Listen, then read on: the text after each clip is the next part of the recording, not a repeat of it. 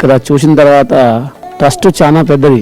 దీన్ని నడపడం అంటే చాలా కష్టతరమే. దాదాపుగా 600 మంది దాకా పిల్లలు, పెద్దలు, కొద్దిగా మతి స్థిమితం లేని వాళ్ళు, వృద్ధులు చాలా మంది ఉన్నారు. ఎంత డబ్బులు ఉన్నా కానీ సేవ చేయాలనే దృక్పథం అందరికీ రాదు, కొంతమందికి మాత్రమే వస్తుంది. ఒక పద్ధతిలో చూస్తూ వాళ్ళు ఏ విధంగా ఉన్నారు, వాళ్ళ పరిస్థితి ఏంటి, వాళ్ళ మెంటల్ టెన్షన్ ఎట్లా ఉంది, అటువంటి గమనిస్తూ వాళ్ళకి ట్రీట్మెంట్ చేస్తూ దాదాపుగా ఇంతమంది వైద్యులు కూడా చాలా బాగా చూస్తున్నారు. వాళ్ళ అంతంలో వచ్చేసి వాళ్ళకి ఏ ప్రాబ్లం ఉన్నా చూసుకుంటా. ఒక్కరిద్దరితో ఎదిగే పరిస్థితి కాదు, చాలా మంది అయితే మాత్రమే జరుగుతుంది. చూసిన తర్వాత చాలా బాధాకరంగా ఉంది. ఇంతమంది చూసిన తర్వాత ఇంకా ఇంతమంది ఉన్నారా అన్న ఆలోచన మాలో కలిగింది. ఎదురుగా మహాదేవాలయం కడుతున్నారు, దానికి కూడా ఎవరికి తోచినంత వారు విరాళాలు ఇచ్చి ఆ భగవంతుని యొక్క కృపకు ప్రార్థన కావాలని మనస్ఫూర్తిగా ఈ అమ్మా నాన్న ఆశ్రమం తరపున కోరుచున్నాను.